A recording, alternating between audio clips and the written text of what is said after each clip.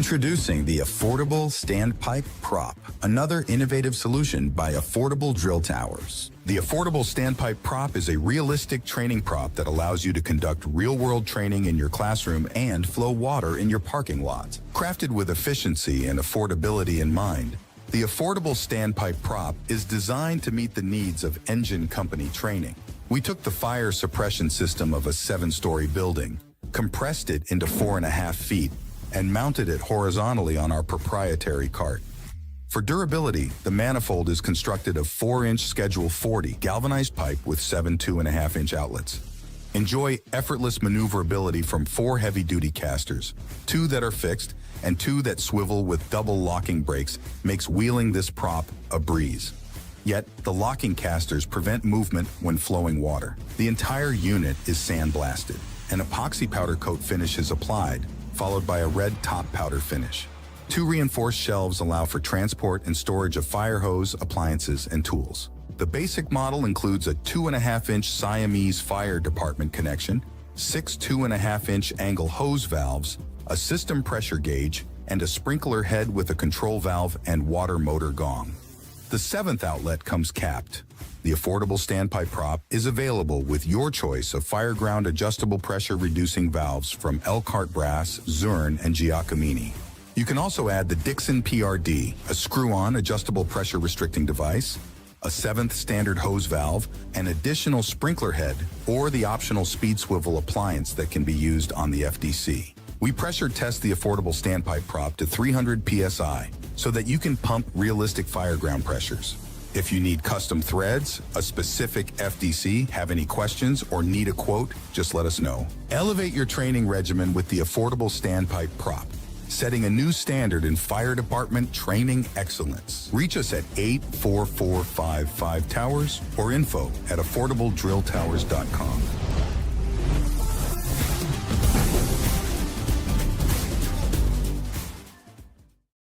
All right, let's talk about those beautiful sponsors. Affordable Drill Towers, on a mission to bring you cost-effective and versatile training props, like the Affordable Bailout Prop, which allows you to practice window bailouts, ladder bailouts, and ladder high-point rescues. They also offer the Affordable Standpipe Prop, which you can roll into the classroom for standpipe theory and then roll it into the parking lot where you can pump realistic flows and pressures. And of course, their mainstay, the Affordable Drill Tower. It comes in several configurations and standard with a standpipe system. Choose from 1 or 2 sets of stairs integrated into your existing Connex boxes for multi-story access or freestanding on a slab. All models are NFPA 1402 compliant and gain you ISO credit. The only thing that you can't do on an Affordable Drill Tower is live fire training. Call Steve 844-55-TOWER or drop an email to info@affordabledrilltowers.com. When it comes to building your perfect attack package, you can't just slap any nozzle on any hose and hope for the best. That is a recipe for failure. At Snap-Tight Hose, they are not just trying to sell you hose. They are there to make sure you get the right hose paired with the right nozzle for your crew and conditions. Their team of experienced rep knows their stuff inside and out, and they're ready to help. No ego, no judgment, because knowledge is power. And at Snap-Tight Hose, they bring both. Visit snaptighthose.com to connect with a rep and start building your ideal hose and nozzle package today. Visit firestationfurniture.com.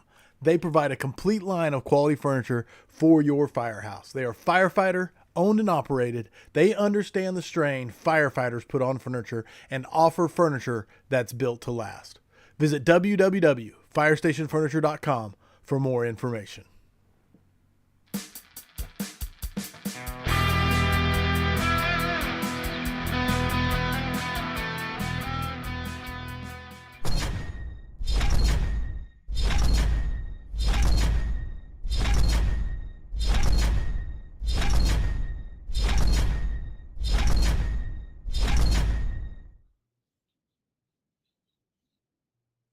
Episode 314, Firehouse Vigilance, the weekly scrap. What an absolute honor it is tonight to guest host the platform that changes the narrative and pushes the boundaries of the American Fire Service. In all seriousness, this absolutely is an honor. When Corley asked me to host this show, how do you say no to a man that is doing great things for the fire service? And so here we are. And tonight, I went through a whole list of people, and then finally I landed on Larry DiCamillo. So Larry was my 10th choice for the evening. Larry, thank you for joining me, sir. I'm so glad to see I at least made the top 20. So. Oh, Larry, our friendship, man, I'm enjoying every moment we get to do more and more projects together. But before we get started, I got to do the intro. Yep. I know Corley handled all the housekeeping items before we started here for the scrap. But I do want to say this. You and I have been friends for many years now. It's been a lot of fun. We'll get into the first story of how we met. I think I think you and I have come a long way since that day. Oh, God, But let me do this because there's probably a lot of people out there that are interested in hearing more about you. So I'm going to run through the bio real quick. I usually don't do this on my show, but here on the scrap, I want everybody to know who you are. Larry DiCamillo is a 35-year fire service veteran. He is chief of the Stafford, Texas Fire Department, previously served with the Houston, Texas Fire Department, retiring after 27 years as the chauffeur of one of the busiest truck companies in the city. He has a department head and instructor certificates in the state of Texas, is a graduate of the Fire Service Chief Executive Officer Program from the Texas A&M Engineering Extension Service. He owns Seaside Consultants, LLC, which specializes in aerial apparatus and truck company operations training and apparatus specification development. Larry DiCamillo, welcome to scrap number 314, sir. Thank you very much, Jeremy. Even though I was the 10th, I still consider it an honor to be on the platform. You know, I'm just joking, and this is what our friendship is all about. We rib. I mean, we've been laughing for the last 45 minutes before Sam told us it was time to go. We have a lot of stories and a lot of laughter built in, and I think that truly that's what it's all about. Yep. You know, I've been having this great conversation with Mickey lately, and I want to share it with you before we get started. I think it's really important. You know, we talk about the fires we go to. We talk about, you know, the good fires, the bad fires. But what really stands out to me, and I was talking to Mickey about this a lot, is the fires, who we go to fires with. That's what really is important to me. And I'm really finding that more and more through the years. I mean, I went to a fire this morning. We had a mutual aid job this morning for a second alarm house fire. And, you know, the laughter and the camaraderie, the job hits better when you're with people you enjoy going to fires with. Totally. Couldn't agree more. That's what it's about. And I think often we lose sight of that. And so tonight, this is why I wanted to have you on. It's because you're one of those guys that I have a lot of fun with. And we go down many rabbit holes, talking shop, strategy, tactics, culture, traditions, all of that stuff. And so tonight, what I wanted to do was focus on your recent article that came out because it was a great read. It's a short read, 8-10-minute read in Fire Engineering Magazine, page 16 of the July edition this month, the 6 dimensions of the truck chauffeur. And you and I had a great conversation earlier today about it. I thought it was a really good read. And frankly, I think you should expand on it. The 6 key traits. Let me read this real quick. And yes, I got to put the cheaters on. Nobody's ever seen me do this before. I often try not to read in public. So here we go. No, the fire service has few absolutes. The ones that do exist belong to the truck chauffeur. Regardless of the title, the roles and responsibilities of this position are both absolute and non-transferable. I love that, man. The truck position, the chauffeur position specifically, is such a powerful seat. Not just on the fire ground, but also in the firehouse. And so tonight, that's really where I want to focus. I want to focus on this article, and I want to go all in on the 6 key traits. So give me a little background maybe about your history, where this article kind of comes from, and then we'll go down that journey together. Sure.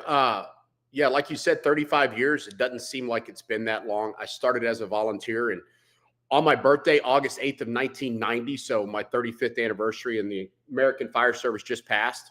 And yeah, started as a volunteer in 90 and got hired in class 93A in Houston and continued on with the city of Stafford in both capacities. And, you know, I was fortunate enough. Well, actually, let me rephrase that. Went to a really, really slow station out of the academy, was absolutely miserable. 2 fires first in my entire probationary year. Knew I had to get out, knew Southwest Houston was the spot, and did everything I could to get over there. And ultimately ended up at 68s and did my last 24 years there. And at the same time, I was still working in the city of Stafford part-time, and then into the full-time assistant chief and ultimately the fire chief. I love that. I love that. Houston for you though, that was your go, man. I mean, that was, 27 years in very busy companies, retiring as the chauffeur within the house there. You had quite the colorful crew, but the mentors you had growing up early on, talk about those that kind of laid it out for you about the ins and outs of this job and how protective you needed to be of it. There's a few that come to mind, but an engine captain, and you know how it is in Houston, you have junior captains on engines and you have senior captains on trucks. And the captain that I was fortunate enough to work with, then ultimately drive, Russell Scott Harris, and he always said his middle name when he was pissed. And so Russell, he was the one that drove Fireground performance and not backing down and defending the company name and number. He really drove that. And he had such a magnetic personality that the crew really gravitated to that. And so we ultimately all bought in, drank the Kool-Aid, pick your favorite, metaphor. And really the number on the side of the apparatus and the reputation of the company really it became second nature, as something that you not only wanted to grow, but you wanted to protect. And so Russell was a big one. There was a battalion chief in a suburb from my exposure in Stafford that I really looked up to, named Kevin Dixon. Kevin's retired now, but his command presence was phenomenal. He never got excited, no matter how bad it was. And if it was bad, I'd get in the car with him. I'm like, hey, what do you need? And he's like, you can talk on the radio or you can write, but you can't do both. And so I learned a lot from Kevin about, having to partition, and you're either going to focus on strategy and tactics or you're going to, focus elsewhere, but you can't do both half-assed. And so Kevin was another big mentor. And there's been a lot of them, that really have, been positive, but then there's also negative role models, right? Without a doubt. And the ones that you see and you're like, I'm not going to do any of that shit. And, or at least you try and, become a student of it. And that's not to say that they did it with intention or any reason, but you learn from both types. How did you gravitate to the truck? Was it an assignment for you in Houston, or did you end up there? Did you cross the floor? What'd that look like? No, the city of Houston has a very, I'll call it open architecture when it comes to company assignments. As a department goes, the only people that have a guaranteed spot every day are the officers and the chauffeurs. Everybody else, the pipemen rotate. So at 68s, for example, you would rotate between engine, truck, and ambulance. And so it was one of those things where we became the jack of all trades and the masters of none. And then really it was only after the line of duty death fire where we lost Kim and Lewis at the McDonald's fire that we essentially organized our own permanent truck company. We did that not only because Kim was a rookie at 68s on our shift, but more because of the fact that we realized that we really needed to get really, really good at what we did, and that the days of half-assing it can have catastrophic outcomes. And there's a number of stations in the city of Houston that have great company heritage, lineage, pride that do something along the same lines. And they're typically your busier stations where they're always raising the bar in their performance. 46s is one of them, 68s, 51s, 7s, 19s, all the usuals that really, really, want to do good. And they have permanent truck crews or engine companies, and to where they don't do the rotation. And if you're going to be a part of that crew, you buy into that and you do your time. So no, when I went over, I rotated, came out number one on the chauffeur's test. My captain, Russell, was able to fight to get me there. And then I got the engine, and then he and I backed into the station one night on our 18th run at like 2 a.m. And we were a back-in station, not a drive-through. So the pipeman got off to back us in, and we're both just looking dead straight ahead, with that, is this shift over with yet feeling. And without even looking at me, he goes, Larry, just take the truck. Because our truck chauffeur was getting ready to promote. And I said, no, I promise you I'll stay with you till you retire. He goes, take the truck. There's no point in both of us being miserable. And so the next tour, I slid over to the truck after Ricky got made, and I stayed there until I retired. The engine is engine's a great spot, right? I mean, being on the pipe, being on that is, one of the best jobs of the fireground for sure. But to be able to slide across and go to the truck, for you, one, you probably got a little more sleep at night, but two, it's a whole different animal, right? And so in Houston, it's discipline driven. So you have dedicated engines, dedicated trucks, right? So sliding across the floor, what was that transition like for you? Because Rob Fisher brings it up. He says, share your thoughts on how important it is for guys and girls to work on the engine before they go to the truck. So I think that's a great transition there. Yeah. And I think I touched on it on the article, you know, and one of my big beliefs is that you can't be a good truck chauffeur if you don't know how the buildings react from the inside. And the best way to do that is, you know, you've got to push a line, you've got to make fires, you've got to understand, you know, fire dynamics from inside the buildings in your territory before you can realistically have any idea how to properly, you know, when you roll into a garden apartment building, and that was our territory, it was vastly garden apartments. And you've got a position not only for the here and now, but for 10 minutes later. You know, you have to assume your guys are going to get on it, but you have to also factor in what if they don't. And so all of those things matter, and building construction is a big part of that. And the best way to learn building construction is saturation and exposure. Yeah. And the engine companies are in those buildings more often, making the medicals, making the still alarm runs.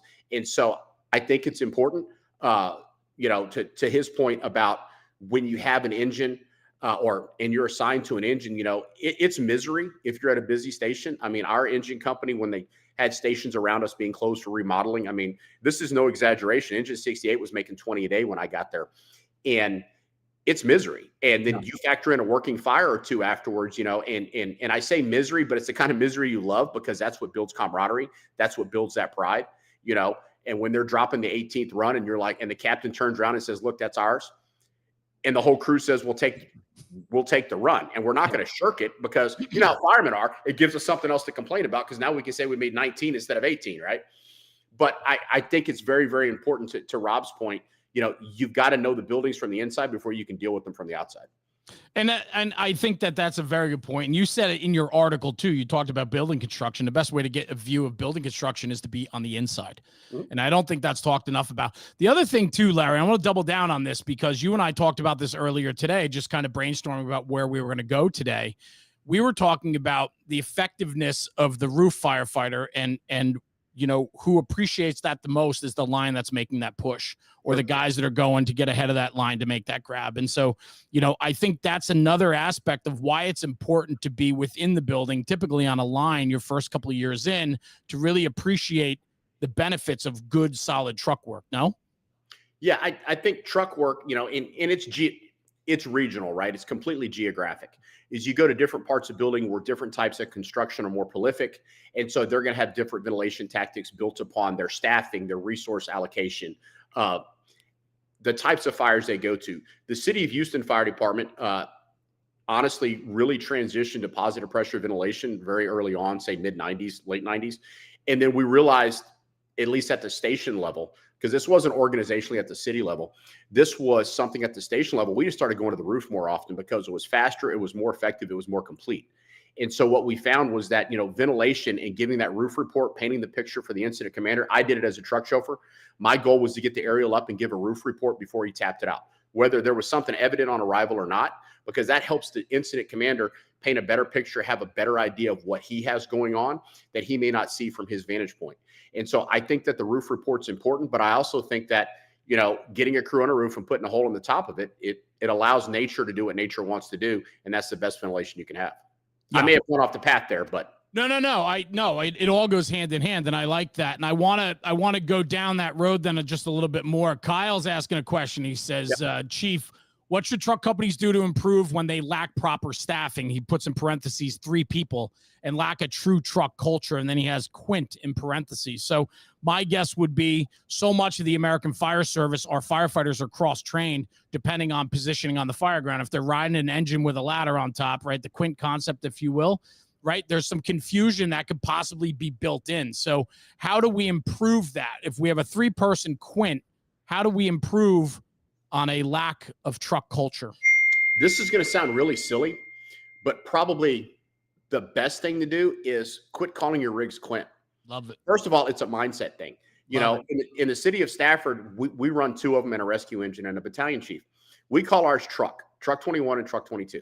Step 1 is identify what you want to be. And that's the first step in identifying a culture. Secondly is when you arrive on the fire ground, position as the truck, prioritize the aerial, And then at that point, even if you're not using your own aerial and another company's going to the roof or another company is taking care of ventilation or whatnot, is you need to be the one to establish that. You know, in 3-person staffing, it's real. The city of Stafford, unfortunately, at times we ride 3. We're fortunate sometimes we ride 4 based upon, you know, vacations and holidays. But a lot of it comes at the mindset. And to his second part of his question about a culture, you know, if your organization doesn't have a truck culture from the top down, nothing says you can't build a truck culture from the company level up. Love that. And when you get down to it, 68s did it with success, 51s, you know, 46s, all of these all of these stations in the city of Houston that are extremely good stations that are very busy with a lot of fire duty, 7s, 19s, all of those stations, that they embrace it and they find something that works for them. And you know how it is, you know, in the vacuum of accurate and good information or ways to operate, you develop your own. And that's where firemen are the best, is that you have to come up with something that works, because no matter our staffing limitations, no matter a lack of organizational culture for truck work, when you get down to it, it's the personnel on the rigs that make or break you. And the American Fire Service is beautiful in that all we care about is getting the job done. We'll do it with 3 people. We'll do it with 4 people. We'll do it with 5 people. We don't have a choice. And, you know, and we're diametrically opposed to some other public safety organizations that happen to occupy most cities in the country, you know, where we're going to find a way to get it done without excuse. Let me ask you this then. I want to go a little bit further on this. A 3-man, is your notifications on? Is that your computer that's dinging? Yeah, I apologize. Everybody's sending you text messages right now. Look at Larry on YouTube. How fun. No. Yeah, you got Okay, I just turned it off. Thank you, sir. No, actually, the last 4 were Mo Davis going, keep saying 46s, keep saying 46s. I love that. Even though he's in 68s now. We're talking about minimum, like low staffing, right? A 3-man truck, but it is what it is. Wherever people work, there's some places with a 2-man truck, right? So at the end of the day, the work's got to get done. I wanted to ask you this: regardless of staffing, prioritizing the job of the truck is absolutely necessary when looking at performing your truck culture, putting it together, right? So talk to me a little bit. I kind of just want to get back on track just a little bit with the article, right? It's going to be impossible, right? The questions are flying right now. But I do want to ask you this, because so many people are not accustomed to 4 in a rig. Certainly New York City style with 6 on a truck. Like, the amount of tasks can be broken up easily with the more people you have, right? So a lot of departments are dealing with, you know, low staffing. How does that factor in when talking about truck culture? Realistically, you have to understand, culture is not predicated by the number of people on the rig. Culture is predicated upon the tasks that need to be done and your willingness to get them done. So you can quantify a truck crew with 2 people, 4 people, 8 people. It doesn't matter. You know, and there's a big city in Texas that used to ride 6 on a Quint, but yet the same rig, they called a ladder and it rode with 4. And so realistically, it's the number of people don't matter when it comes to the culture. The culture is based upon the willingness, desire, and absolute, you know, work ethic of getting the job done. So the only thing that numbers are going to do is limit what you can do simultaneously. No, I love that. That's a really good answer, because I think too often people get hung up on that, right? Oh, and and then it's like, well, we can't do that because we only have this.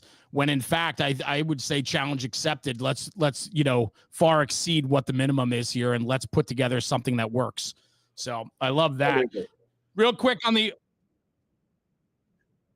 Yeah, so, I thought I shut it off, but your notification ding on your computer. Perfect. Sorry about that, Sam. We'll tell 68 B shift to quit texting. There you go. So experience, an advanced skill set, decisiveness, vocality, mindset, and pride. Those are your 6 dimensions of the truck officer. No, truck chauffeur. I'm sorry. Yes, thank you. The truck chauffeur. Take me through. Let's start with experience real quick. Within the article, for truck chauffeurs, this is from your article. For truck chauffeurs, their previous experience as a backstep firefighter is completely relevant. We just talked about that. Yep. Hands down. The advanced skill set. Let's go down this road. This is good, and I think this is a great talking point. The word knowledge is used interchangeably with skill set far too often. If we can agree that they are different, then the logical conclusion as it relates to the fire service is that knowledge is information that shows us how something is performed, while a skill set is the manifestation of that knowledge into a physical act. I love that paragraph. Go deep on that for me. And I actually wrote that. That wasn't ChatGPT. I know. I'm very impressed with you. I'm gonna believe you because I ran this article through chat, Larry, and chat told me that it was 90% plagiarized. So go ahead. Yeah, absolutely. Well, 98. It's better than 99 I got. Shit. But no, I mean, what it comes down to is that knowledge and skill set in the world today is a lot of terms are used interchangeably. Training and drilling, right? And those are another two that are often used interchangeably. Knowledge is, yes, you know the steps to complete a task. Skill set is having the actual practice and the ability to apply that knowledge into that physical act. Training is learning a skill set. Drilling is perfecting it, right? And unfortunately is that when you then take it to an advanced skill set, you know, a truck chauffeur in most cities, you know, anybody can set up a rig in an open parking lot on flat concrete. That's not the advanced part, especially when, you know, and you go out for your weekend drill and you throw it in a parking lot and you lay it into the building and it takes you 15 minutes. The citizens expect something different. They expect you to show up, do it quickly, do it effectively, and stop, you know, all the bad things that are happening. You've got to be able to deal with the curbs. You've got to be able to deal with the unimproved surfaces, the short jacking, the alley jacking, the double parked cars. You've got to be able to get into position to get the aerial up, regardless of what the situation is. And too many times we run into, I'm sorry, I'm trying to shut it up. You know how to turn it off? I have no idea. I thought I did. But what we run into is we accept the low standard, right? We accept that if I can't get the aerial up, it's because the chauffeur said he couldn't, and that's not acceptable. We've been to fires. I was driving a B shift senior captain, Dustin Schroeder, and we jumped a fire, and another truck was at the fire. We ran extra just because it sounded like it was good. The chief put us on the record. We set up our aerial in a spot that the first or the second due chauffeur said he couldn't get it up. And that sounds bad. And that he couldn't get the aerial up because of tree coverage. And we did. You have to want to do this job. And you've got to be able to deal with curveballs. You've got to have a good foundation of basics. But then you've got to be willing to apply what you know will work, even in circumstances where other people say it won't. We have to have confidence in our own abilities, and which leads into the decisiveness, which is another conversation or another point. But we have to be able to do that. And too many times, the American Fire Service, we're creating robots.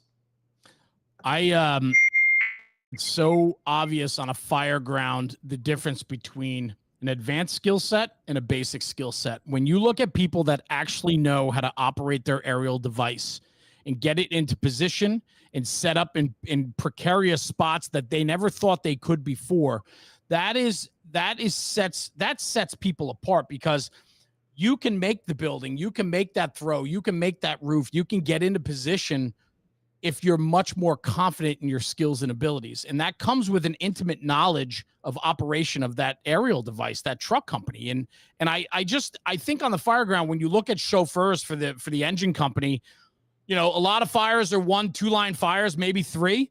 You got a supply line coming in, water going out, the pump is set. You're basically, you know, you're good, right? The truck company is dynamic. It's ever changing, right? And so on. And so when I look at that and I think about the difference on the fire grounds that I've been to, a dynamic truck is always getting in position and getting themselves to the right place way before a basic skill set, you know, chauffeur. Well, it's a simple acronym, ABR, right? Always be relevant. And when you show up on the fire ground, the truck chauffeur, at least in the Houston Fire Department, can be as busy or as non-busy as they want to be. You know, it has the single largest amount of autonomy there is. And, you know, I don't need to stand by my ladder truck to stretch a cord reel just because they need lights inside. Anybody can grab my cord reel off the truck. And what it comes down to is that you've got to want to do this. And really, it's frustrating to watch truck chauffeurs that are perfectly content just standing by, waiting to be told to do something. What you have to understand is that the chauffeur seat is not a non-working position. And I learned that from my predecessor on the truck. He threw his quick hitches on every time we made a box. And that was Steve Sangladolci, the owner of Affordable Drill Towers. He always threw his quick hitches on because he was planning on going to work. We started doing left side, right side. We started splitting as a crew at the station level, not at the department level. And because we wanted to be better. We had great officers. We have great firemen. 68s on all 4 shifts is a great, you've been there. It's a great station. Yeah. We want to do good. And I say we, because I'm an alumni. They want to do good. And they're going to find a way to get it done. We've got great chiefs that allow the chiefs there want to keep their guys on a leash instead of have to beg them to do their job.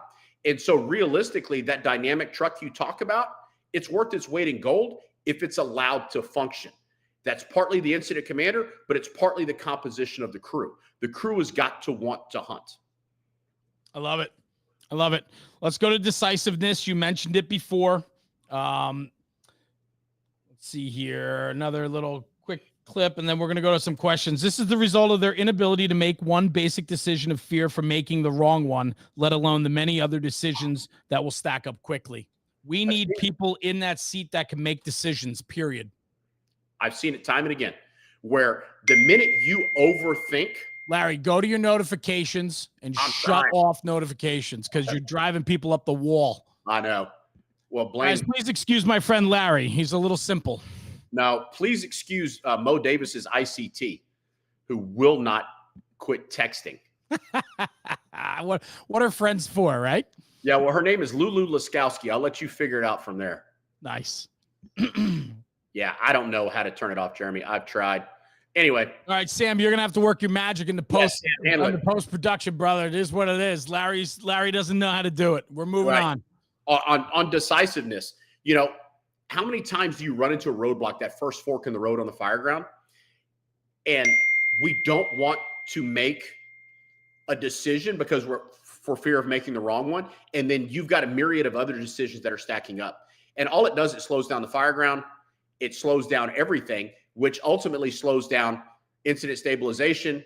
It can hamper firefighter safety. It can hamper civilian rescues. A lot of things can be hampered that, unfortunately, at the end of the day, we find ourselves with a lot of truck chauffeurs that won't make a decision because they don't want to get in trouble. Makes sense. Get off your phone, Jeremy. Well, I'm on my phone because I want to read this to you. You ready? Oh, God. Yes. Go to system settings. Are you really doing this to me now? Yes, I am live on the weekly scrap. We're going to teach you how to turn off your notifications because I have no idea where system settings are. Destroying this episode with the dinging. I have no idea where that is. Go down on the bottom. You see the little gear wheel? That's your system settings. Yep, got it. Go to notifications. Killing me, bro. Me? Yeah. Me. Go to notifications. I'm looking. Got it. Go to text messages. Oh, that's where you do that. Oh, look at that. Got it. And then turn off notifications entirely. Oh, really? All the way? And then throw your phone out the damn window. Yeah, and now Cindy's texting me saying that she won. So anyway. Good. Thank you, everyone in the group, for texting Larry all evening long. It's been a lot of fun. I'm sorry I had to shut this down, but man, it is brutal on this end. Decisiveness. I want to let's finish up decisiveness with this. Yeah. I wasn't told to. Period. Yeah, seen that a lot. How many times you've seen somebody, the aerial's not out of the cradle? Why? Well, I wasn't told to. Well, if you have to be told to raise your aerial to help your crew get to the roof of a 2-story garden apartment to allow them to either get there or another way off, you shouldn't be driving. You shouldn't be in the fire department. And I'm not embarrassed to say this, but there's a truck in Southwest Houston that I set up over the aerial that was sitting in the cradle. It wasn't because I was trying to prove a point and be a badass. It was the fact that my crew was going to the roof. And I'll be damned if I'm not going to give them another way on and off. And so it's one of those things. And that chauffeur came up to me afterwards, livid. You're making me look bad. And I said, bro, I'm not trying to make you look bad. You made yourself look bad. And again, we have to understand why we do this job. We do it for the citizens. We do it for our fellow firefighters. Until you've been on a fire where you've lost firefighters, it brings a different perspective. And unfortunately, I've been on too many of them, and both in the city of Houston and outside of the city of Houston. And it's those times where you will second guess yourself and what if yourself to death. Pardon that term. but you will. And so what that does is it fuels you to always want and try and do everything within your power moving forward to try and limit those opportunities or those occasions from happening again. Yeah, really well said. Let's do some questions. Marco's asking, in a rural department where many don't have a ladder truck, can you talk about truck company operations without an actual aerial device? Yeah, there's classes all over the country where, it's truck work without a truck. People get caught up that you have to have a $2 million aerial in order to do truck work, and you don't. Every fire ground, we do forcible entry, we do searches, we do ventilation, we do salvage and overhaul. Those are the 4 primary tenets of what a truck does in the United States Fire Service. And so those tasks are still being done. How you prioritize them is not predicated in a rural setting based upon if it's a tender that's next in or if it's another engine. Where I am in the suburbs, engines do truck work all the time, because if truck work is the next assignment that's needed, then the second company is doing the truck work. If they have an aerial on top, great. But remember I said earlier, if the first dude's a Quint, the aerial's already up.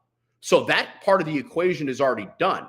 You just have to make sure your people have the skill set and they're versed enough. If you need a hole, that the engine company's good with the saw and they can get you the hole in a timely fashion. So it's frustrating when people say we don't have an aerial, so we don't do truck work. That's not the case. Every fire we go to gets ventilated. Love it. It's true. Simple. Very true. It's not open up.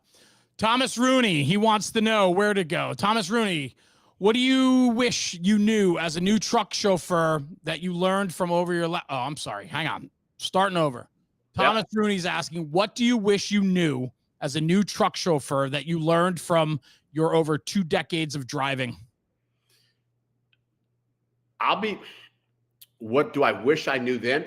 I wish I understood sooner how much autonomy I had and how much latitude is allowed to the position by the incident commanders that you run with. They trust you. They have to trust you. And they are going to put a lot of stock in what you say from a roof report or where you're going to position or how you're reading the building, the fire conditions. After Hurricane Katrina, our fire duty in Southwest Houston went through the roof. We had a senior captain from Station 51 riding chief that day. First time ever riding district chief.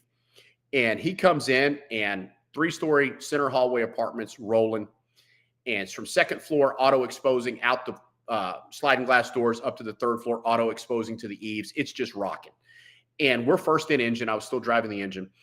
And literally the guys are trying to get ahead of it. We're getting water on the seat of the fire. We're 15, 20 feet short on slack. All the usual worst case scenarios, right?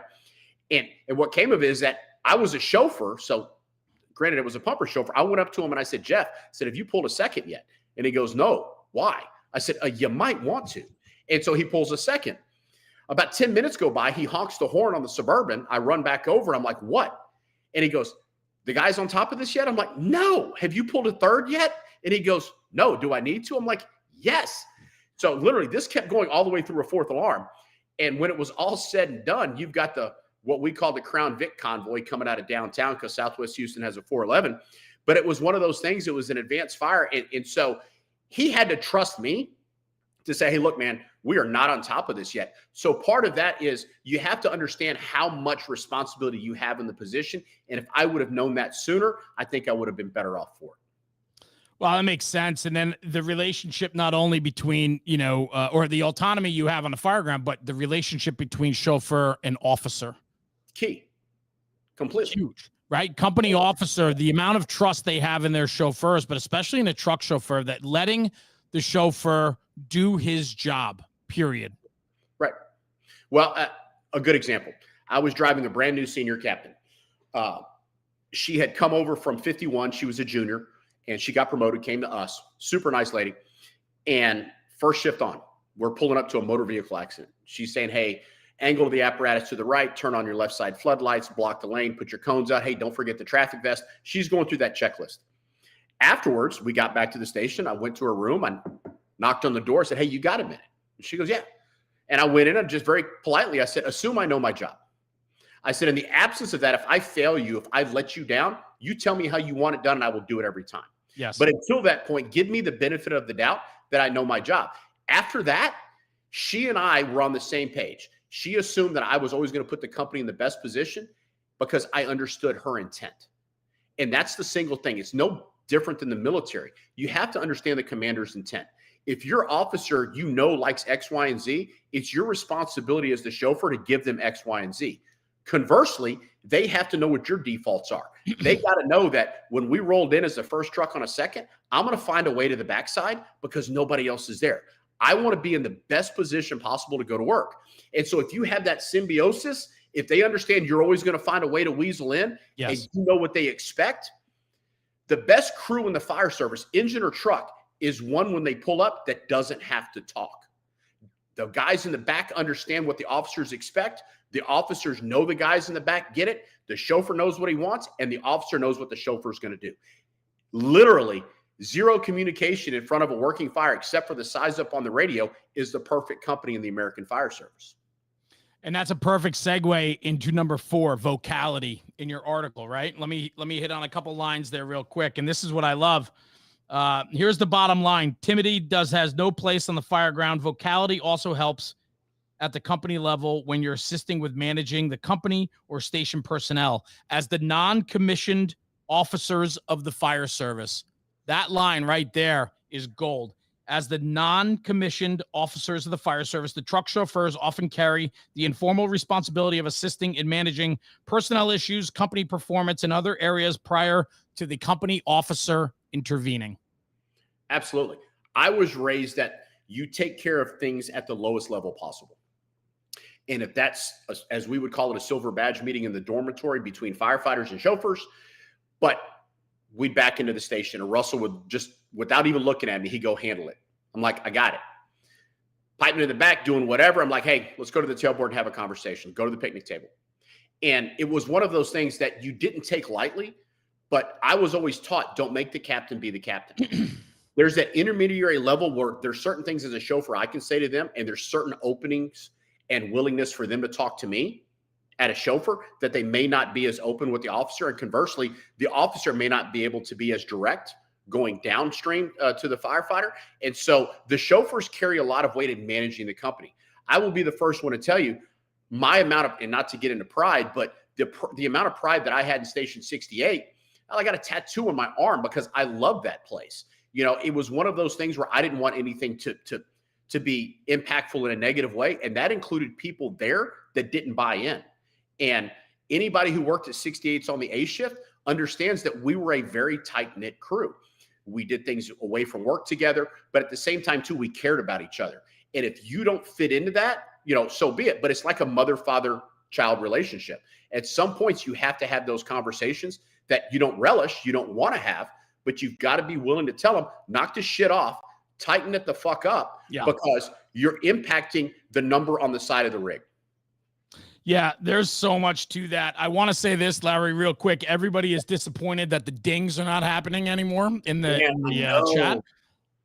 Wow. Yeah, they said it was adding character to the show. I think they'd rather listen to the dings than your voice, truthfully.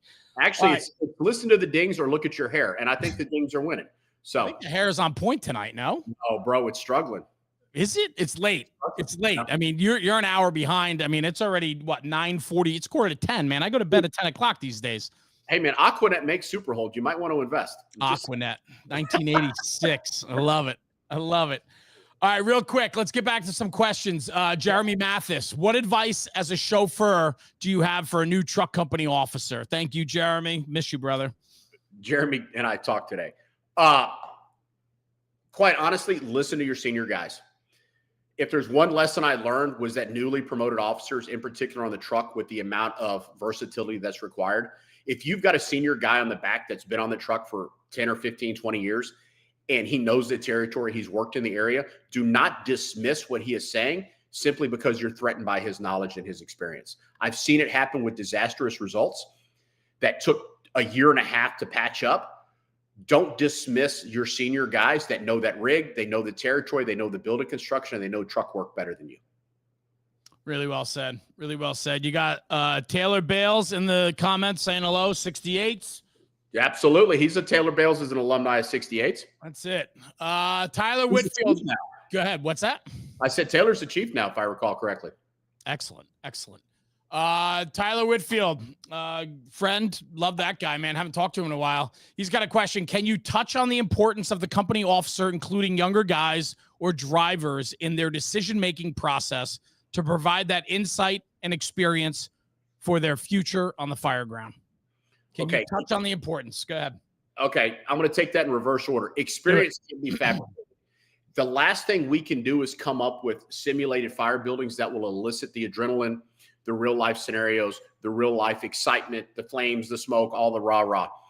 So what you have to do is what I would tell or suggest to Tyler is that if he has a regular chauffeur, encourage those younger guys to pay attention to what they do. A good example is that when I was off on vacation, the pipemen that drove the truck in my place, they knew what the expectations were of the chief for a roof report. They understood what the expectations were of an officer. It wasn't because Larry was great. It was the fact that it had become the company norm. So pay attention to the people that normally occupy that seat. And the best firefighters in the world are the one that want your job, because they will watch everything you do, good and bad, and try and be better. And you want that. And we had some hellacious firemen at 68, still do, that would love to get after it day in and day out. And if they had to drive the truck, we had guys that hated driving the truck, hated it, because they wanted to be hook and seal and doing searches, VES, and doing whatever it is they do. But realistically, have those guys focus not on just getting behind the wheel, but watching the person that is behind the wheel right now. Love that. Answered really well. Back to the article, number 5, mindset. The perfect description of mindset for a truck chauffeur is simple, and I underline this line. It is far better to have a person who needs to be told to stop than one who must be begged to do their job. Yeah. I mean, and in the chauffeur's role, I mean, I saw some chauffeurs in the city of Houston that were phenomenal when it came to engine and truck work. And I saw some that were absolute zeros. We all have them. Nobody has perfect chauffeurs. Nobody has all zeros, all heroes, right? And what it came down to is that from a mindset perspective, you have got to want to get the aerial up. You've got to want to get your bucket up. Whatever rig you're on, you've got to want to do your job. My whole goal was to beat 51s or 76s or 20, whoever we were running with, to be in position first. I wanted to show off my skill set, and I wanted the 68 to be sitting in front of the fire building because I believed we're better than they are. And the only way to show that you're better than they are is to get there and do your job before they can. And you have got to have the mindset of every box is work. You want to show up. And I don't care if the notes say it's food on the stove. How many times have we made a still alarm for an automatic alarm and you turn the corner and the bitch is rolling, right? It happens. It's not common, but it happens. You either, it's the old saying, there's no such thing as being halfway pregnant, right? You are either in or you are out. And so what it comes down to is if you want to go to work and it's rolling, you've got to have the mindset before you know it's rolling, that when you get there, you're going to do X, Y, and Z, and you're going to just get after it because that's what our job is. The other people on that fire truck expect no less. And there are fire companies that want to sit in the recliner all day long. Yeah, we all know them. So, right. And so I guess what I'm getting at then is what I love about that conversation then is back to what you were saying earlier. It doesn't have to come from the top down. It can come from the company. It's company focused. And I think that that's what's most exciting, because then that means the company itself can decide how and what they want to be like, period. The company, especially in a large organization, it's easier to do. I think the city of Houston is 38 trucks now. And out of 88 or 90 engines and 38 trucks, was such a big organization, the third largest fire department in the country, downtown is not going to know what Station 68 on the A shift is doing on the fire ground unless we screw up bad, right? If we make them look good, they're not going to ask any questions. If things go south, they're going to say, what were you doing? And it gets dissected. So the culture, the absence of a mindset, the absence of a culture, it can be fabricated and built at the company level. And that's directly attributable to the officers and the personnel that comprise the company. Secondly, what can't be dismissed is those incident commanders, the district chiefs. We're very fortunate at 68s to have some outstanding chiefs. 28s had great chiefs. And to where they knew enough to know to let the companies work, but to a point, right? How many times have you been to a fire where they're going defensive and somebody gets on the radio and say 5 more minutes, right? We've all heard it. Sure. Things sometimes work out, sometimes they don't.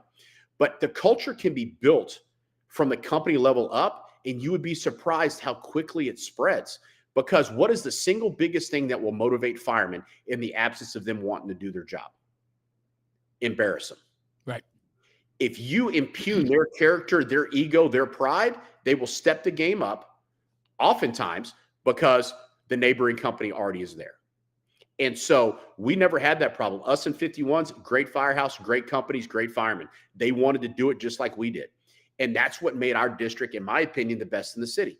We went to a lot of fires. We went to big fires. But at the end of the day, we had the mindset that everything is going to go to work. And our culture at the station level was, we're not worried about necessarily we're supposed to do A, B, and C, because if X, Y, and Z gives us a better fireground result, then that's what we're going to do. And having district chiefs like Mo Davis, Curtis Siemens, and some of the chiefs, Rudy, I'm forgetting his name on C shift. We had some great chiefs that allowed the companies to do what needed to be done. Yeah, that's great. Let's hop into another question. Thomas Rooney, Chief, how do you prioritize the fireground tasks as a truck chauffeur? That's heavily officer-led. The officer has to express and clearly delineate what his expectations are for the company. After that, you have to fit in where you get in. And realistically, whether you split left and right, where the chauffeur and a pipeman do outside work, the officer and the firefighter go inside, you have to find a dynamic that works. It comes down to resource allocation, how many engines and trucks are responding on the box. You also have to know your building construction. And quite honestly, we can all roll into a fire and understand if a hole has a priority over another task. And quite simply, ground ladders and aerial ladders are often misunderstood and completely overlooked. They're called portable ladders for a reason, because they're not welded to the rig, right? But you go to some parts of the country and they're very rarely thrown. But yet we wonder why firemen are bailing out of second and third floor windows without another way out unless they have a section of webbing or a bailout kit. We oftentimes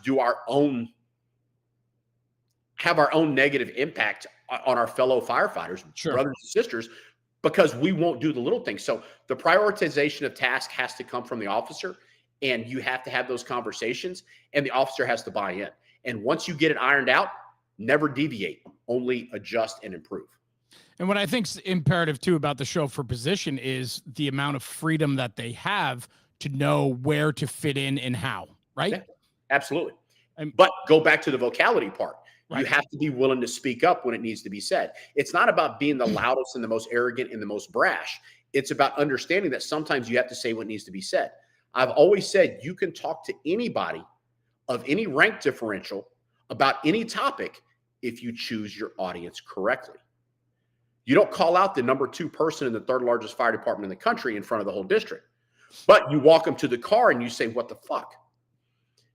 And you have those conversations, and things can still get done. Ideas, thoughts, emotions can be expressed, and you can learn the other side of it and they yours, but you have to understand your audience. Yeah. Yeah. Really well said. Let's go number 6 in the article real quick. Pride. Some truck chauffeurs are a little brash, and sometimes they are a bit arrogant, but in this position with the associated responsibilities, these qualities are not bad. Being prideful is an important characteristic of the truck chauffeurs.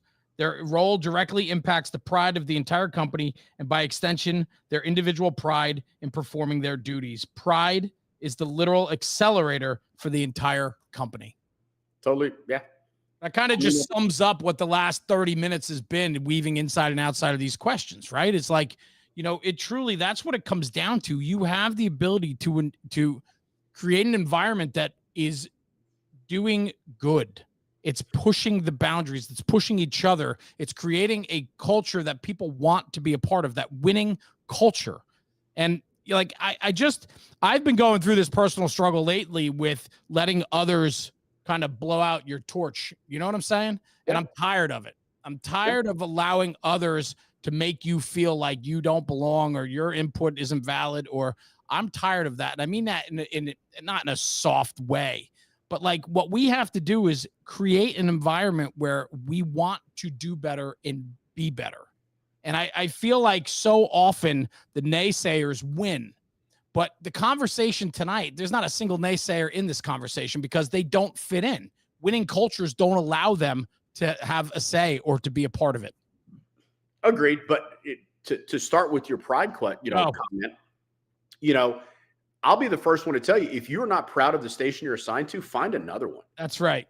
And realistically, I've got a lot of blood, sweat, and tears invested in 68s over my 24 years there. A lot of the people there do. And that goes for every station in the Houston Fire Department. People take pride in that. You have got to want to not only maintain what you adopted when you got there, but to expand it, make it better. And the only way that we can make anything better, it's not sending an email, it's not sending a note. It's the fact that your performance has got to match the reputation of the company. I'm not the best chauffeur in the world. I just believed on the fire ground, that's where the rubber meets the road, and you have to do your job to maintain that company pride. The accelerator comment, if you've got a shitty chauffeur, they literally, back to the tailboard conversations when corrective commentary has to be shared. If you're not willing to have those conversations, it's because you don't care. You don't have pride in the company. You don't give a crap. Yes. You're just waiting for 6:30 in the morning to go home. You have got to be willing to stand up and do an extra 10 minutes of work in order to make the company reputation be what it is, if not improve. Love it. Rob Fisher's question. Larry, has your perspective on truck operations shifted at all since you've became a chief officer? Absolutely not. If anything, it's actually hardened in my resolve for it. Now that I've been in a position to where I can prioritize it the way I see fit, quite honestly, in our county as a whole outside of Houston, we've seen a wholesale shift of truck work prioritization that we didn't have 20 years ago, where you actually have rooftop ventilation being done very, very early on in the tactical assignments, because it's a tactical objective based on necessity of whatever we're dealing with at the time. So no, if anything, it hasn't changed. If anything, it's firmed up my resolve to improve staffing to where we do have 4, to where you can do a left and a right. We're not there yet, but we're getting closer every day. But it's one of those things where no, it hasn't deviated at all. If anything, my goal before I retired was to bring the Stafford Fire Department to an engine and truck concept and abandon the Quint concept. I don't know that I'm going to do that, but I think that my successor can do it. Got a great head on his shoulders. But, to answer Rob's question easily, absolutely not. It's still the fact that I'll say it loud and proud, truck work is God's work. And, anybody can squirt water out of a hose line and put it on a fire. Love that. All right. Speaking of squirting water on fire, let's shift just a little bit. So we finished up the article in the truck company column this past month, Fire Engineering Magazine, the 6 dimensions of a truck chauffeur. If you guys get Fire Engineering Magazine, give it a read. It's July 2025 edition, Larry. It's a great article. I hope you follow it up, maybe tackling some other positions or some other topics. I think it was really well put together. I enjoyed the read for sure and the conversation. Thank you. Something else about truck operations, right? And Gerard Mann, a big softy, one of my good softy friends that I love so very much. He asked about aerial waterways and so on. I'm going to get to his question in a minute, but so often we talk about truck culture. Well, aerials do flow water as well. So give me a little rundown in Houston. I know up in the Northeast, typically tower ladders are putting out the fires. Ladders are for egress, right? So rear mount straight sticks, and then tower ladders are flowing water, putting fires out. And our rear mount straight sticks are used for egress, right? So access and egress. So let's talk about that mindset a little bit. Shift it down to Houston. Explain to me how you guys do master streams with the aerials, and we'll go down that road for a bit. Well, out of the 38 trucks, the city of Houston only runs 5 ladder towers. And that's kind of a pet peeve where people use that term interchangeably too. But the city of Houston runs 5 ladder towers. Well, over 640 square miles, that's not a pretty good coverage ratio. So oftentimes, 9 out of 10 times, you've got the rear mount aerials, which all have pre-piped waterways, are operating as the aerial master streams. Oftentimes, where the tower or the ladder towers in Houston are positioned, unless they make it on the box, oftentimes they're just blocked out. And so, at least in my experiences. And so, yeah, we just go to work with 1,000 GPM ladder pipes. We run dry trucks, or the city of Houston runs dry trucks. So you try and get within 100 feet of your supply pumper. Most of them need about 2 to 210, 215 PSI rear intake, and you can usually generate a pretty decent stream. 2-inch straight stream smoothbore monitor, and you can put a decent hit on a fire. Yes, but go deeper on that. How do you put a good hit on a fire when typically we see the sticks go up, the nozzles pointed down, and then it's time for coffee? Well, I sent you a picture earlier. And yeah, I mean, you go where you want with this. I'll be the first one to tell you, if anybody, unfortunately, when it comes to truck chauffeurs, you've got those that get it and those that don't. The ones that get it understand their apparatus and they understand how fire works. Those that don't think that every operation has to be max extension on the aerial. They have to be at 70 degrees completely over the fire, and their master stream is supposed to operate completely straight down onto the fire. Right. That is fundamentally flawed, because operationally, a lot of times you can get a better hit on the fire without being max extension. I don't need to be 50 feet over a roof line higher than necessary. And so it comes down to, a lot of times it's just a lack of understanding their own rig. And so if they went back and actually understood what the rig could do in all angles, in all positions, in all operations, that's step one. Then after that, it's actually training on it and then drilling it to build that perfection and that confidence. So then it goes to, obviously what we were talking about earlier, right? So you have the basic and the advanced, right? Skill set, right? And the knowledge of the truck. But then talk to me, because I know a big part of what you talk and lecture about and teach hands-on is apparatus positioning, right? Sure. Not only do you talk about positioning, but you also put the truck through its paces and show the students or attendees what those trucks are actually capable of doing. But the picture you sent me earlier, we're talking about apparatus positioning. And, you can have a good chuckle with different photos that you see, or a good, tactical insight and conversation based upon positioning. Sure. So many departments don't get positioning correct on a fire ground.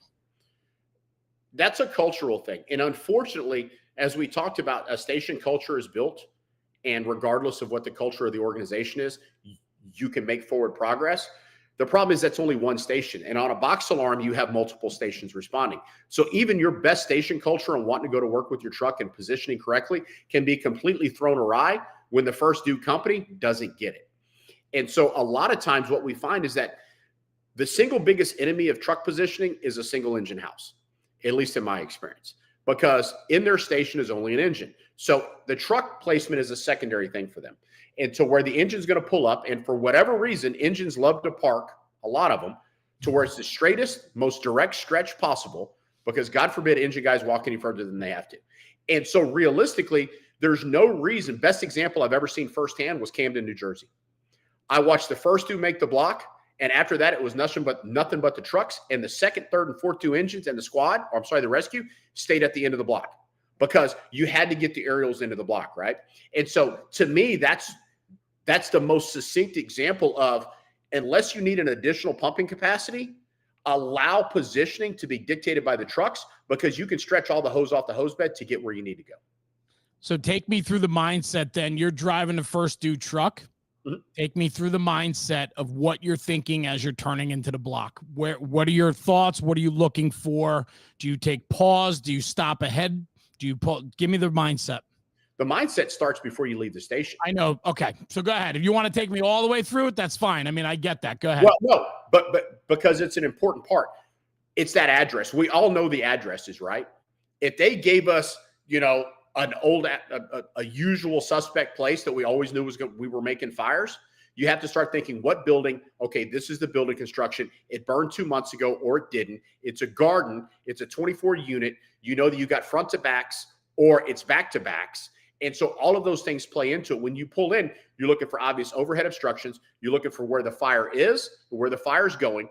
And there's only two reasons that you position an apparatus, right? Rescue or to protect real estate. It's those two things. So if you've got obvious rescues with the aerial, you have to position for that. But in the absence of that, you position your aerial to save the largest amount of real estate, what I call the long end, that's possible, while still achieving your objective of being able to effect a rescue, a fireman that gets in a bind, or still get your crew on the roof to get a hole. But still, if things go south and you have to go to plan B, to be in a position to go heavy duty with the ladder pipe to where you can save the most building that's still savable. Well said. Well said. Thomas Rooney again, Chief, what is your go-to favorite training drills as a truck chauffeur? One that people don't like, but honestly, ask them to short jack the apparatus as though it's a congested, narrow setup, and then have them operate below grade off the fully deployed side. And what you'll find is that most people will come up with excuses about, I can't operate below grade, or they don't know how to do it. And I'm not talking about using overrides. And then one of the other ones is get comfortable using crib stacks. If you've got a curb you've got to defeat, be able to build that up and then operate the aerial over that side at zero elevation perpendicular to the chassis. If you can do that, your confidence level will go up. With your travel and teaching through Seaside, right? I have to think you're seeing all levels of engagement across the country. How common is it for departments to be pretty remedial and basic when it comes to apparatus, positioning, and operational skill sets? I would think that it's more on a basic side than advanced. Yeah, I'd say it's about a 30 or 40% that truly get it and they're comfortable with it. But the unfortunate part is that those 30 or 40% a lot of times are hampered by their administration, where their administration says you will, you won't, you shall not.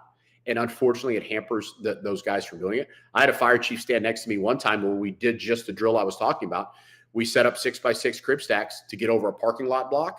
And then we said, hey, throw it at zero bubble, max extension, reach the roof of that gazebo through the trees. You know what the chief's first question was? You're insured, right? I said, yeah, absolutely, I'm insured. But realistically, that's the first goal or first concern. But afterwards, to his credit, he came up to me, he goes, I'd have never allowed them to do this until you told me it could be done. And then they showed me. That's what it is, though. It's almost like, you know, from what I've seen in your teachings and, you know, the conferences I've been to with you and so on, and I watch you put these trucks through their paces. Well, it's not even so much the trucks, it's the students, right? It's the firefighters, because a lot of what you do towards the end of the day can get uncomfortable because we've never done it before. And I find that so many guys are looking for somebody that they can believe and trust in to show them how to push the envelope so we can maximize the abilities of these devices. We had a senior chauffeur outside of St. Louis that told us when it came to set up crib stacks. And, you know, he told Dan McCauley, Matt Paglione, and me, absolutely not doing it. And I kid you not, he refused. But once we talked him through it, he did it. And after that, he was our biggest advocate. He's like, I did it, you can do it.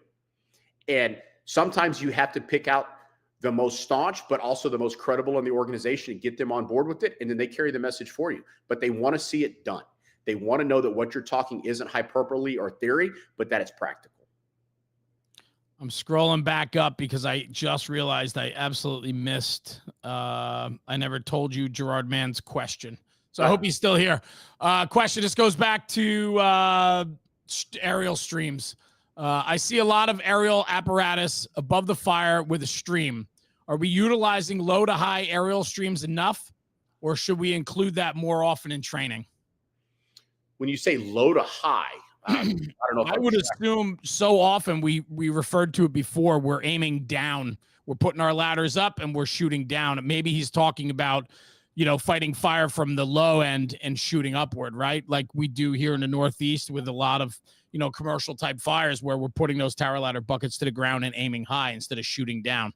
Sure. Well, you know, it all depends on where the fire compartment is, right? If you've got an attic fire and you're operating a ladder tower or a rear mount, you know, it's completely situational dependent. Can you get close enough? A lot of times if it's an attic fire and it's ventilated, you know, yeah, a top-down application is going to work, but you don't need to be 50 feet over it pointing straight down.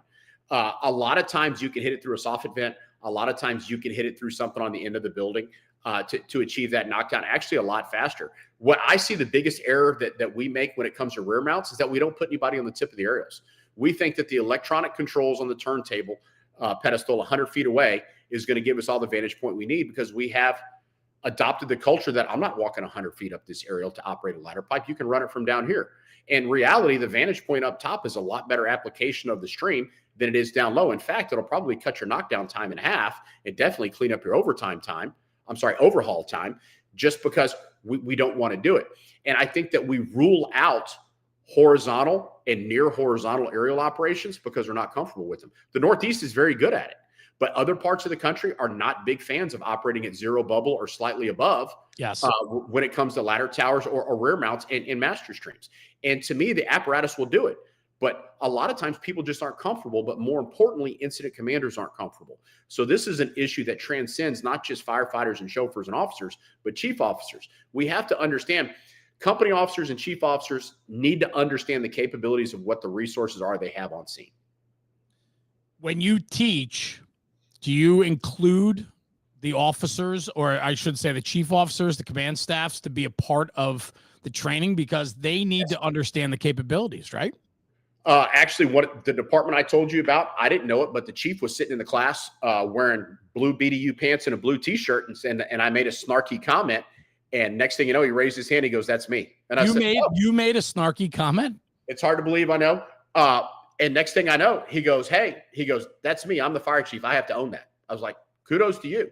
But yeah, we've gone places where the entire command staff, from say the number 2 on down, sat in the class. We've had breakout sessions with them to where we try and implore or educate on different tactics.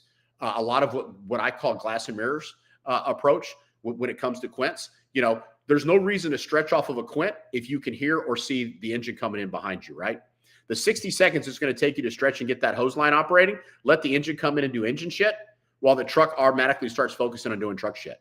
And so, yeah, those are the kind of breakout classes that we'll have for command staff to really try and reorient them away from the Quint stuff to true engine and truck disciplines. I love that. We never talked about, what was that? I said, get off your phone. No, I was looking up. I was actually looking up a moment that you and I had, but I don't think we had a moment. Every once in a while, you know, you and I have a moment. Well, why don't we talk about that then? We never really started the podcast with explaining how we got introduced to one another. And that was always fun because tell that story. Well, I mean, I think it sums up our relationship. We've been very tame tonight. We've been very tame. The pre-show, Stan was actually like talking us down and saying like, you guys, this is going to be crazy. Like, you can't be careful, all this stuff. Right. And then we told them as soon as we go live, we'll keep it tame. And we're super professional. Yeah. Yeah. Super professional. I said pseudo, but yeah. Oh, pseudo. Yeah. Well, there it is. So, but anyway, what I want to say is this: we have had the fortunate ability to be a part of this group that has come together over the years of just really like-minded people that are made up of guys and girls across the country. And you and I got introduced during one of the first get-togethers of that group. Mm-hmm. And we certainly butted heads, and well, not butted heads. You had quite the ego on you. And just me? Yeah, just you. It wasn't never me. Oh, never you. We ended up having dinner together, sitting next to each other at a table of like 30 people. Yep. And what did you say to me that night? Do you remember what you said? I know exactly what I said. I looked at you and I said, "Why you?" Because I was like, "Who the hell is this guy?" I'm like, right. I have no idea. He's got good hair, but I don't know what the hell he does. That's about all I got. But but from there, it's been a lot of fun. And you and I actually, we've done a lot of different things together. We've, and I enjoy it because I think you bring a tremendous amount of value to the fire service. I think your insights are sharp and crisp. I think you're well spoken. And I think we need guys like you to be pushing the training envelope out there. And I think that's what you're doing with your aerial apparatus class. And that's why I wanted to talk about that tonight, is because I find today that we need to be engaging and pushing our people to get confidence. I think we are lacking confidence in the fire service today. And we need people to tell them, or one, show them how to gain confidence by taking initiative and being better at whatever they can be better at, right? And two, it's okay to have that mindset. And I think that that's what this conversation truly is all about. Between your article, The Truck Chauffeur, and all the other things we talked about tonight, there's a green light here to be the very best you could be and to push this job forward by pushing yourself, right? I couldn't agree with you more. Too many times, the era I was brought up in there in the mid to late 90s, you heard all the time terms, woodchuck and woo-woo and all the rest of that, but there's nothing wrong with wanting to be good at your job. And my old captain used to tell me all the time, he goes, "Let me get this right. You're taking vacation to go ride with another fire department to see how they do the same shit that we do here." And it wasn't that I was a woo-woo. It's just, I believe that I could learn how Chicago does something where I rode, or FDNY or LA, whatever, just by fire's the same, but how we deal with it is different. And I was always just wanting to be a student of that. And so I think that out there in the field, I think that there's a great opportunity, to your point about confidence. I think fundamentally, we do not understand the fire trucks we ride on. Square one. The guys and girls that are truck chauffeurs, they truly don't know what a rig will and won't do. They only have to take the manufacturer's advice for it. They do their limited delivery training, which is more than a don't sue us class. It's not operational training, and people get those confused. A delivery training of this is how much oil the engine has in it is not an operational training on what the performance capabilities of this device is. Yes. We have to split those and understand that it's okay to not know what you don't know, but then you have to take corrective action to learn it. And when it comes to aerials, there's a lot of people that are just hyper scared of them. They're like, nope, not doing it. Hell no, I'm not doing that. I'm like, bro, really? We can set this thing up on crib stacks. We've done it all over the country, and you can still operate to that side. And once you show them, you see the light come on. Then they're receptive to the below grade operations. Then they're receptive to setting up, next to another truck and operating close by. And so we've been fortunate with that. And I think that most firefighters want to do good. They just need to know, as you said, that it's okay to do good and that you're not going to know everything and it's okay to ask questions. That's the single biggest first hour problem in every course we do. First hour, nobody wants to admit they don't know shit. But then once the first person admits it, then things start to flow. Then all of a sudden it's acceptable. Well, I think the other thing too is so many departments don't have somebody that has the ability to teach and lead on this topic. And so it goes by the wayside then. And we need an outsider, somebody that's got the experience and the pedigree to come in and to be able to teach this as a third party. I would agree with that. But, we're always talking to departments every week. Somebody's reaching out and we love the interaction and the opportunity to maybe broaden their horizons and their operational capabilities. But to your point, yeah, you're 100% right. A lot of people just don't have an SME on staff that's good with aerials and ladder towers. Right. And it's not to say that they're bad people or bad organizations, but you can't have an SME on everything we do nowadays. You just can't. There's not one person out there that's good at engine work, truck work, EMS, hazmat, technical rescue, and public fire safety. It's just not possible. From 68s in Houston to Stafford, Texas as the chief of department, you go from a very large metropolitan department to the chief of a smaller suburban department where you guys are, lower staffed, less equipment, but very dynamic. I've seen your equipment. I know what you guys do there. Your one rescue truck in particular. Explain that. Give me what is that again with the crane on it? Oh, it's technically a heavy equipment service truck that we adapted to a TRT support vehicle. Yeah. Our assistant chief and I kind of saw one go by one day. And we're like, hey, what about that for material handling when it comes to fin form and cribbing and stuff as part of the county technical rescue team? And that's how that came about. So what I love about that, though, right, and where I'm going with this was you've been able to take your experiences from not just Houston, but all over the country, traveling, training, learning. And now at the helm of a smaller suburban department, you're able to put together some really interesting operational differences than some departments. And that apparatus for me is one thing. You are an apparatus guy. When you and I talk trucks, I just sit back and listen and let you go. It's fun. I'll just ask you one thing and 30 minutes later, you're coming up for a breath, Right. But I mean that in a very good way because you're so well-versed and understanding. And so that's what I love about it. And that TRT truck that you guys have put together, that thing has truly outperformed what probably your expectations have been for it. You're always sending me pictures of that truck operating. You're sending me pictures of your brush trucks being deployed all over the state. You guys are a very dynamic department, and I think that comes from a leadership that allows for things like that to happen. And I'm reading the chat group over here, and Rob Fisher said in the chat, we need more chiefs talking like this. Well, and let me correct you.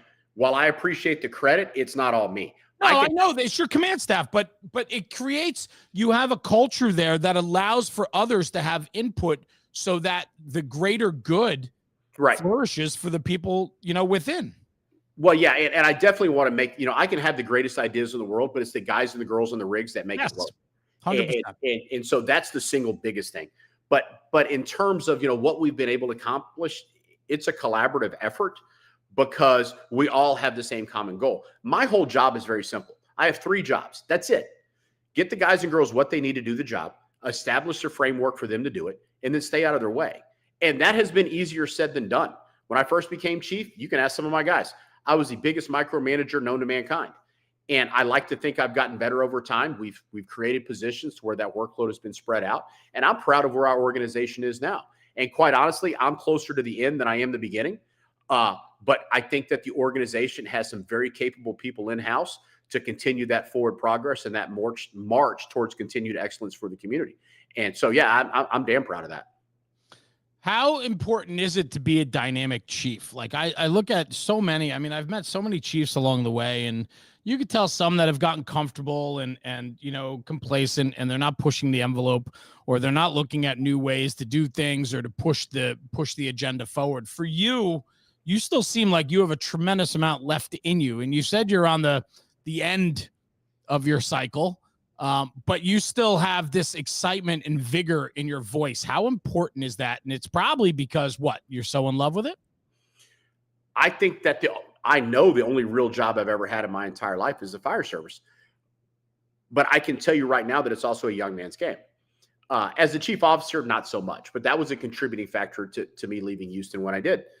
But realistically now, my excitement for it is a different level, a different type. It's not running the streets and going to fires and being the incident commander on a house fire. We have people for that are very good at it. My excitement level now is, you know, getting outside of the city of Stafford or the Houston area and establishing relationships and rapport with people around the country that are like-minded, you know, that want to be better at what we do. And if I can offer even the slightest bit to assist with that, hey, I'm in. And so my excitement comes from that.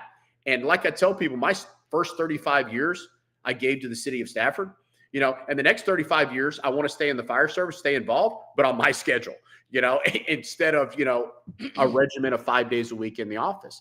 And so, no, I think that staying dynamic, I don't like that word because I don't like to appoint it to myself.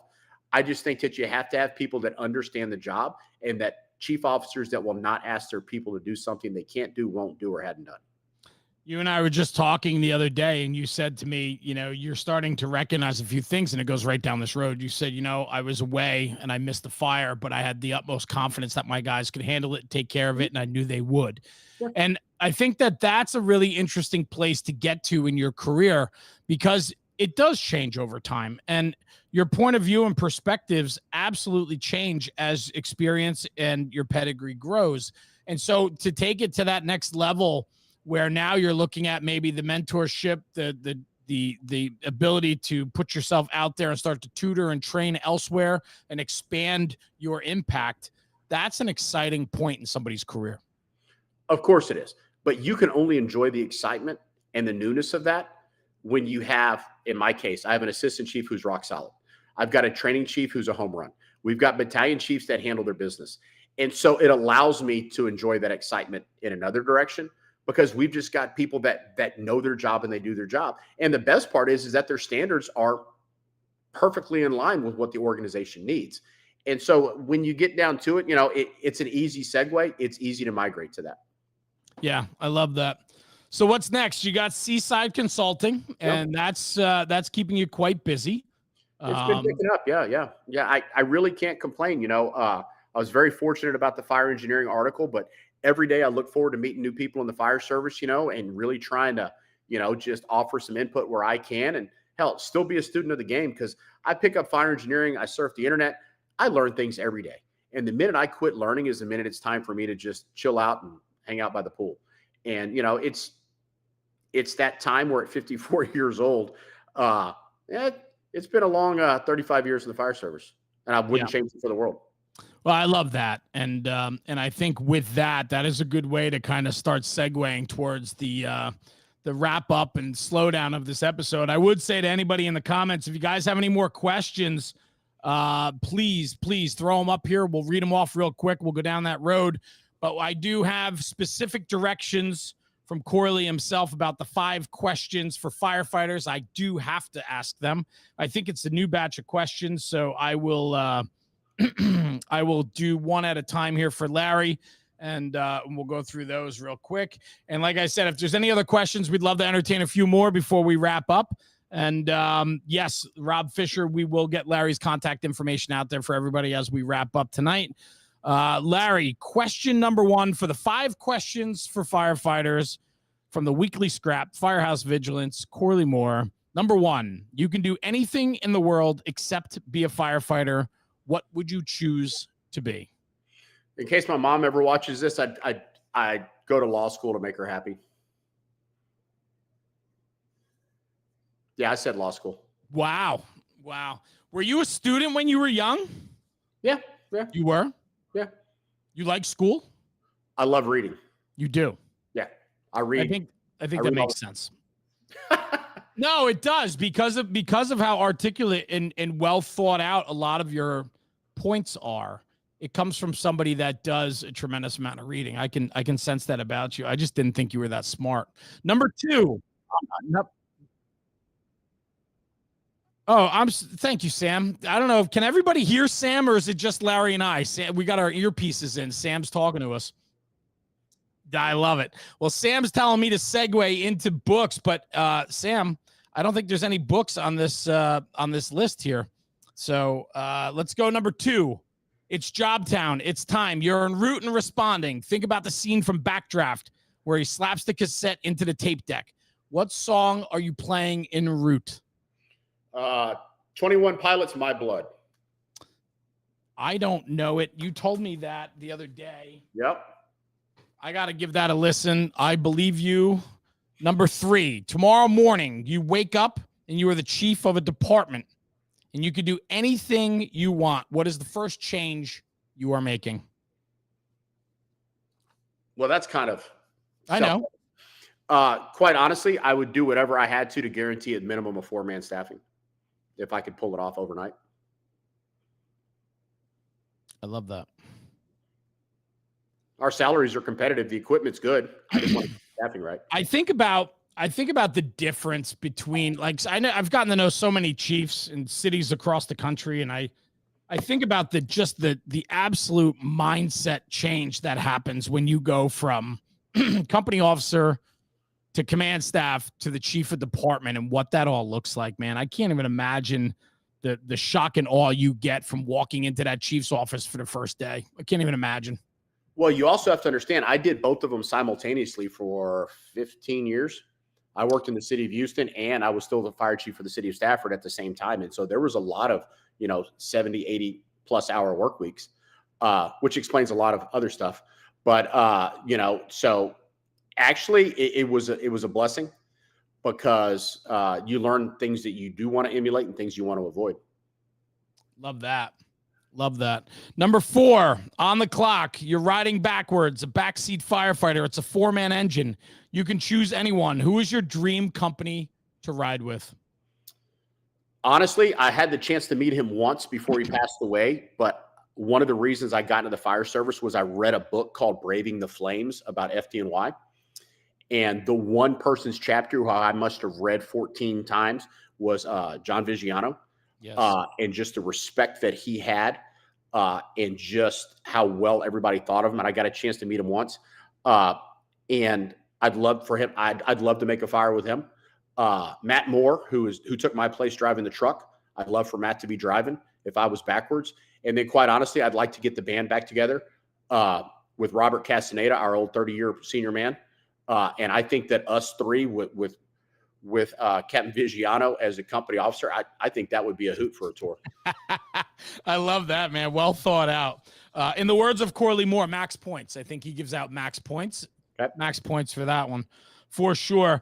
I will say this before I get to question 5, and then I see a couple of questions just popping up real quick in the chat. I want to hit them because we're here. You were here, a few months ago, and we spent a couple days together in the studio here doing some projects and things.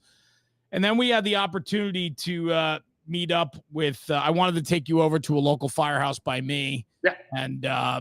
And you got to meet Nick Ciempo, which is Michael Ciempo's father. And you met John, Mike's brother, and a few other guys there. And, you sat there and listened, and Nick's a storyteller, and I've known him my whole life. And I'm grateful for these relationships that I have. And I watched you sit back and just become this little kid, if you will, of listening to a senior guy in the firehouse tell stories. And I remember you looking at me being like, should I change my flight? Like, should I stay another night? You didn't, but you probably should have. But I look at that, and 35 years in, and it was like it was your second day in the firehouse, just listening to somebody share incredible nuggets and knowledge with you. And it was a real eye opener for me. Not that I doubted any of that, but I didn't realize, when you watch somebody that loves the fire service as much as you do, be enamored by somebody in your settings. I mean, that is just fun to watch. It's fun to watch. And we couldn't have scripted that any better. I mean, he's talking about max CFs and aerial scopes and tower ladder 44, tipping over and telling me why. Yeah, I mean, all I needed was popcorn and a beer, man. I was happy. I mean, that was just, I could have done that for days. Those moments for me are, on the regular, and I'm so grateful for that. And I think that's a lot of what pushed me to do this, is protecting the stories and capturing those stories. Oh, absolutely. Absolutely. Yeah, I love it. Number 5, heavy fire and searchable space. Would you rather be assigned to the nozzle or VES? VES. Yeah. Done. Okay, 5 questions for firefighters. They're done. I'll give you max points in the words of Corley Moore. I think that's what he does. Sweet. Hang on 1 second here. I saw a couple other questions pop up real quick. Feelings on the chauffeur after positioning the aerial, leaving the turntable and entering the fire building going to the roof. Yes, absolutely. You're an absolute useless addition to the company, and operational fireground flexibility and tactical objectives being achieved if you think your whole job is to hang out and wait to stretch a cord reel. I love that. That was from our friend Mickey Farrell, by the way. Yeah, I saw that. Okay, cool. Let me see. There's a couple others here real quick. Sam is chiming in. He does want me to ask you about books he thinks firefighters should be reading. We'll get to that in a minute. Let's see here. I got that. Okay, let's go to books. What books do you think firefighters should be reading in the fire service? I think the one that's always going to be at the top of my list is Vincent Dunn's Collapse of Burning Buildings. Yes. I think that is instructional basics for any firefighter. I know we have it on promotional exams in Stafford just because it's that relevant. I'm not saying that all of it is relevant to every region of the country, but the good part is that he covers everything that has an application somewhere. Give me another one. Trying to think of what else. Actually, just as a buff, I love the FDNY reference manuals. And when those come out. But in terms of books, man, you got me on that one. I hadn't been reading a lot of fire service books. I've been reading a lot of history books here lately. That's good, though, because I think history and, you look at so many people are, they read war books, strategic tactics, strategies, leadership. There's so much out there. So thank you for sharing that. You got to sift through that, Anyway, that's another conversation with alcohol. Well, yeah, go ahead. And you have to sift through a lot of those books. I mean, hell, I could write a book. It doesn't mean I necessarily know what I'm talking about, and I'll leave it at that. Well, we will leave it at that because it's we're at an interesting time, and there's a crossroads right now, not just in this world, but definitely in the fire service, and we have to be careful and be protective of the word that's being shared and what becomes mainstream and thought as influential in the fire service. Totally agree. Yeah. Larry DiCamillo, I thank you, sir. If people want to reach out and find you, they're interested in talking to you more, which I don't know why they would be, but if they found something of interest tonight, where can the world find Larry DiCamillo these days? The easiest way is just on Instagram, at Seaside Consultants. I think it's C_side_consultants. You don't even know? Yeah, I think that's it. Is the easiest way. Because in this day and time, you got to be in touch with social media. But that's where, I try and post the stuff that we do at classes and different lectures and stuff, because, as much as I like to go around and do it for different departments, there's nothing wrong with sharing it out there. And, if it sparks a thought in somebody's mind, so be it. We're better off for it. And that's what I love, right? Is sparking a conversation and getting good conversation going, and leave your feelings at the door and let's talk about facts. And I think we do better off for that. Larry, thank you very, very much for joining me tonight. It's been an absolute honor to host episode 314 of the Weekly Scrap for the Firehouse Vigilance, Corley Moore. Corley's done a great job with his platform and the community that was here tonight. And for me, it was an honor to host. And thank you for having me. And I appreciate this community welcoming me. And I appreciate it, man. It's been a lot of fun tonight. So thank you, Larry. and I'd like to thank Corley also and Firehouse Vigilance, just because, even though I was number 10 on the choice list by Jeremy, I greatly appreciate that, the opportunity to sit here and talk with you. Yeah, for sure. And this community is dialed in, and they loved the conversation, and so on. So it's the right place. And I thought that you brought a lot of credibility to your message tonight to support your article and what you've been doing on social media and so on. So I wish you continued success. And that's about all the niceties I'm going to give you tonight. And that's more than I expected. I know. I went pretty easy on you tonight, but I think Sam's disappointed. He expected us to be throwing things at each other. So yeah, well, I think so. And he was a little worried in the pregame, but and he's in our earpiece, right? So like he could talk to us. The world can't hear him, but I thought we tamed it down pretty well. And after we turned your dings off and your notifications got quiet, I think it was a little bit more well-oiled, but people missed the dings. So we'll get back to that. Yeah, absolutely. Good. Guys, thank you for tuning in. Sam, we're going to be signing off this episode. I say something at the end of my podcast with National Fire Radio. If you've never listened to my podcast before, I always sign off every episode with saying, take this conversation, take it back to the firehouse and talk about it, because when we're talking about the job, we're making the job better. And I firmly believe that.